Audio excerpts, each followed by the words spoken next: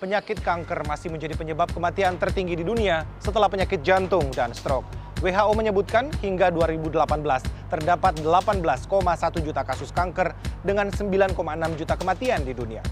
Riset Kesehatan Dasar Kementerian Kesehatan RI 2018 menunjukkan angka prevalensi kanker di Indonesia yaitu 1,8 per 1000 penduduk. Artinya ada 1 hingga 2 orang dari 1000 penduduk tersebut menderita kanker. Salam Om Swastiastu, Namo Buddhaya, salam kebajikan dan salam sejahtera untuk kita semua. Saat ini, upaya untuk mengobati penyakit kanker terus dilakukan. Cara yang terbilang efektif untuk membantu penyakit kanker ini adalah dengan cara kemoterapi dan obat-obatan sintesis. Namun, cara ini memiliki efek samping yang cukup serius, seperti rentan terhadap infeksi, mudah mengalami pendarahan, mudah lelah, kerontokan, mual, muntah, diare, penurunan nafsu makan, gangguan tidur, bahkan masalah kesuburan pada pasien dewasa. Selain itu, penyakit kanker ini juga menyebabkan atau mempengaruhi psikologis pasiennya, seperti menyebabkan depresi, perubahan mood, penurunan kepercayaan diri, dan lain-lain. Terlebih, kemoterapi dan penggunaan obat-obat sintesis ini juga terbilang cukup mahal. Untuk itu, saya Munifah Mahdiah dengan NIM 2103528 mengangkatkan proposal yang berjudul Identifikasi P-metoxycinamide atau biasa yang disingkat dengan EPMS dari rimpang kencur atau dengan nama latin Camperia galanga L sebagai kandidat senyawa anti kanker.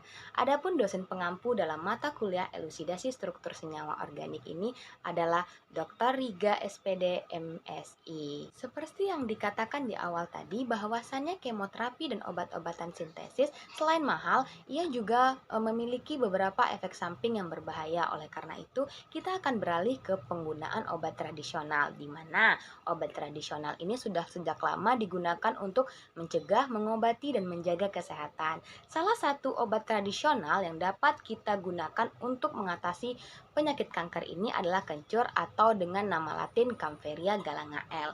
Nah, kencur ini mengandung asam propionat, pentadekanat, asam tridekanoat, 1,21 docosahexadiene, beta-sitosterol, dan etil P-metoxycinamide. Nah, yang paling mendominan dalam kencur ini adalah senyawa etil P-metoxycinamide atau dengan rumus kimia C12H14O3 dengan persentase 80,05%. Nah, etil P-metoxycinamide ini juga biasa disingkat dengan EPMS. Nah, ia adalah merupakan turunan senyawa fenilpropanoat. Nah, wujudnya itu kekuningan dengan aroma khas, memiliki berat molekul 206 gram per mol dan titik leleh berkisar 47 hingga 52 derajat Celcius. Nah, etil P-metoxycinamide ini mempunyai gugus fungsi yang reaktif sehingga mudah ditransformasi menjadi gugus fungsi lain. Adapun rumusan masalah dalam proposal ini adalah bagaimana analisis HNMR dan CNMR mengidentifikasi senyawa etil P-metoxycinamide yang ada pada kencur. Tujuannya untuk menginformasikan mengenai hasil identifikasi senyawa etil P-metoxycinamide yang ada pada kencur dengan metode HNMR dan CNMR. Adapun manfaatnya diharapkan dapat memberikan pemahaman lebih dalam tentang senyawa etil P-metoxycinamide yang terkandung pada kencur, sehingga pengetahuan ini dapat menjadi dasar untuk pengembangan obat tradisional untuk berbagai penyakit seperti antiinflamasi, antituberkulosis, sedatif, anti kanker, dan lain sebagainya. Nah, di sini teman-teman juga dapat lihat hasil dari spektrum HNMR serta CNMR pada sampel kita yang tadi, yaitu kencur. Adapun pelarut yang digunakan adalah kloroform D dengan 500 MHz. Untuk mempermudah analisis data dari hasil spektrum HNMR dan CNMR ini akan disajikan dalam bentuk tabel, dan di sana juga sudah terdapat struktur dari etil P-metoxycinamide. Nah, pada posisi 12 itu dengan geseran H 1,32 ppm dan multiplisitas triplet serta geseran C-nya 14,5 dapat kita identifikasi sebagai CH3. Sedangkan pada posisi 11 dengan geseran H-nya 4,24 ppm dengan multiplisitas kuarter yang berarti dia mempunyai 3H tetangga, dan geseran C-nya yaitu 60,4 ppm kita dapat identifikasi sebagai OCH2. Sedangkan pada posisi 10 teman-teman dapat lihat di sana dengan geseran H 3,82 ppm dengan multiplisitas singlet dan geseran C-nya 55,5 ppm kita dapat identifikasi sebagai OCH3. Nah, di sana juga ada di posisi 7 itu dengan geseran C-nya 161,4 serta dia tidak mempunyai geseran H, berarti dia ini tidak memiliki H yang dapat kita identifikasi sebagai atom C.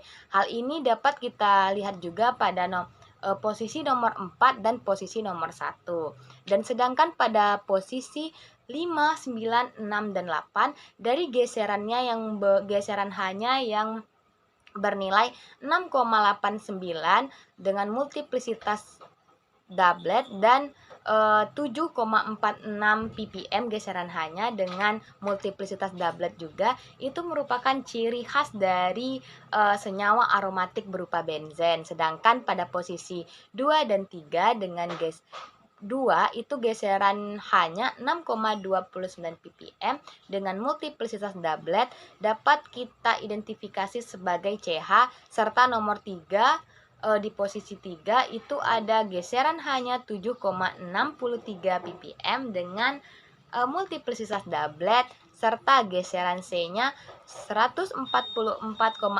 ppm dan dapat kita identifikasi sebagai CH. Untuk mengkonfirmasi lebih lanjut apakah benar senyawa etil p-metoksisinamat ini ada pada kencur, kita akan melakukan uji spektrometri massa yang di sini dapat teman-teman lihat pada gambar.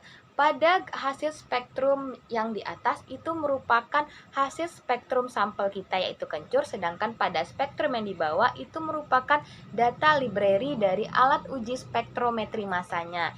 Jadi ketika kita menguji sampel kita yang tadi yaitu kencur, maka alat uji spektrometri massa ini akan mencocokkan secara otomatis dengan hasil library atau datanya. Nah, di sini ketika dicocokkan sudah didapatkan bahwasannya teman-teman juga dapat lihat di sana di data library-nya alat uji spektrometri massa mengidentifikasinya sebagai senyawa etil p-metoksisinamat dan di situ juga ada struktur dari etil p-metoksisinamat. Sedangkan pada gambar yang di sebelah kiri kita dapat lihat bahwa itu adalah pola dari fragmentasi uji spektrometri massanya.